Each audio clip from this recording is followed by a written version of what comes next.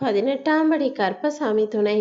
என் தங்கப்பிள்ளையே, சரியாக இந்த பதிவு இப்போது இந்த நேரத்துல உன் கண்களில் பட்டிருக்கிறது என்றால் நீ அதிர்ஷ்டசாலி பிள்ளைதான். கோடியில் ஒருவருக்கு மட்டுமே கொடுக்கக்கூடிய இந்த அற்புத வாய்ப்பை இந்த கருப்பசாமி இப்போது உன் கண்கள்ல காட்டியிருக்கேன். எப்போதுமே நீ உன் வாழ்க்கைக்காக போராடும் போதெல்லாம் பல சவால்களை சந்திச்சுதான் தாண்டிதான் நீ நினைச்சதை நடத்தியிருக்க. இப்போதும் உனக்கு எதிரில் இருப்பவர்களால் மட்டுமே உனக்கு ஆபத்து நினைச்சுக்காத. உன் பின்னால உனக்கு துணையா நிக்கிறது போல பல துரோகிகள் உன் பின்னாலேயே உன்னை தள்ளிவிட தயாராக காத்துக்கிட்டு இருக்காங்க. அவர்களிடமிருந்தும் நீயே உன்னை காப்பாற்றிக் கொள்ள தயாரான ஆளாக இரு. எப்போதுமே அடுத்தவர்களை வேதனைப்படுத்தி அதன் மூலமாக இன்பம் காணக்கூடிய ஆட்களாக அந்த ஆட்களில் ஒரு ஆளாக நீ இருந்துட வேணாம். ஏன்னா ஒரு சிலர் இப்போ இந்த கலியுக காலத்துல பிணத்தை பார்த்து சிரிக்கிறது போல அடுத்தவர் வேதனைப்படும் போது அதை பார்த்து மனசுக்குள்ள சந்தோஷப்படுறவங்களாக இருக்கத்தான் செய்றாங்க. நீ ஒருபோதும் அப்படிப்பட்ட துரோகியாக இருந்து விடாதே என் தங்கமே. உன்னை சுற்றி இருப்பவர்களில் ஒரு சிலர் உன்னை வேதனைப்படுத்தி அதன் மூலமாக தான் சந்தோஷப்படணும், நீ தோக்குறத பார்த்து அவங்க மகிழணும்னு நினைக்கிறாங்க. அப்படிப்பட்டவர்கள் சந்தோஷம் அடைவதற்கும் நீ இடம் கொடுத்து விடாதே. நீ ஒருபோதும் அவர்கள் எண்ணம் நிறைவேறாத அளவுக்கு உன் வாழ்க்கையில ஜெயிச்சு வெற்றியாளனாக மாறிவிடு. ஒருத்தன் தேவைக்கு அதிகமாக உன்கிட்ட பணிஞ்சு போறான்னா நீ கொஞ்சம் கவனமா இருந்துக்கோ என் தங்கமே. ஏன்னா எல்லா துரோகிகளுமே முதல்ல பழகும்போது அப்படிதான் கொஞ்சம் சரி சரின்னு அனுசரிச்சு விட்டு கொடுத்து உன்கிட்ட நல்லா பக்கத்துல சேர்ந்துக்கிட்டு அதுக்கப்புறமா உன்னை ஏமாத்த தயாராகுவான். அதனால் யார் உன்னிடம் அதிகமாக அடிபணிந்து போனாலும் நீ கொஞ்சம் கவனமாகவே இருந்துக்கோ. வாழ்க்கைக்கும் மரணத்திற்குமான இடைவெளியை நிரப்ப சில அன்பானவர்களும் பல அன்பற்றவர்களும் சில துரோகிகளும் பல எதிரிகளும் தேவைப்படுறாங்க. நீ எதை நினைச்சும் கவலைப்பட வேணாம். கூடிய சீக்கிரமே இந்த கருப்பசாமி உன் வாழ்க்கையில இருக்கிற அத்தனை பேரையும் அத்தனை பிரச்சனைகளையும் சமாளிச்சு உன்னை சந்தோஷமா வாழ வைப்பேன். பாம்பு எத்தனை தடவை தன்னுடைய தோலை உரிச்சாலும் அது எப்போதுமே பாம்பாக மட்டும்தானே இருக்கும்.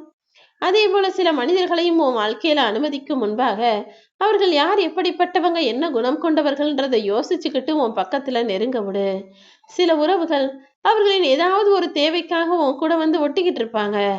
அப்புறம் அவங்க காரியம் முடிஞ்சவனே உன்னை திரும்பி கூட பார்க்காம போயிடுவாங்க. அப்படி அடுத்தவர் தேவைக்காக தேடப்படும் உறவாக நீ இருந்து விடாதே. தேவைக்கு மட்டும் உன்னை தேடி வரக்கூடிய அந்த மனிதர்கள் உன் தேவைக்காக அவர்கள் நெருங்கி வர மாட்டார்கள். ஆனால் அவர்கள் தேவை முடிஞ்சவனே உன்னை விட்டு காணாத தூரம் போய்விடுவார்கள் என் தங்கமே.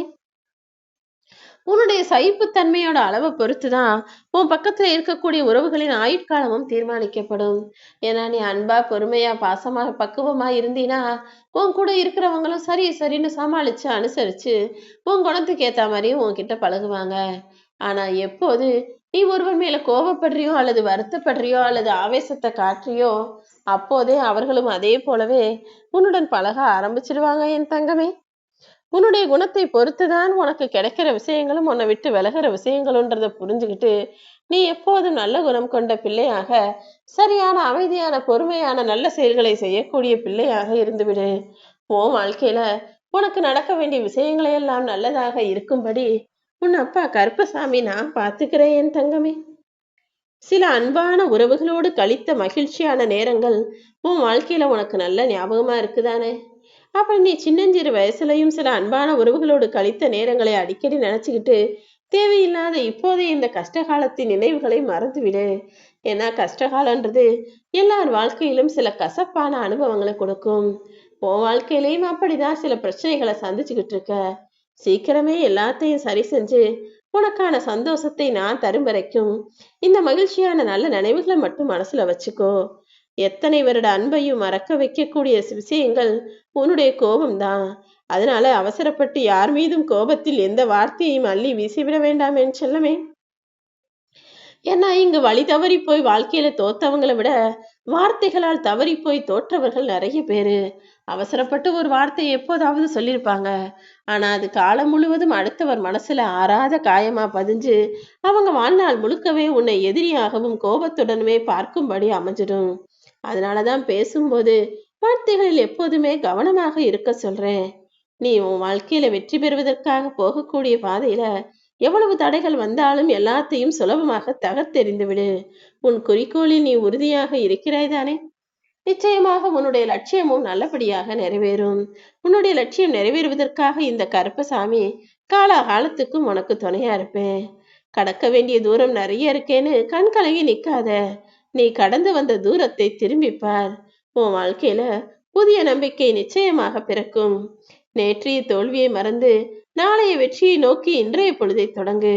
வெற்றி எப்போதும் உன் வசம்தான். இந்த இரவு பொழுதை கடந்து நாளைய விடிய போகும் விடியலானது நிச்சயமாக உன் வாழ்க்கையான வெற்றிகரமான நாளை துவங்கி வைக்கக்கூடிய நல்ல நாளாக இருக்க போகிறது.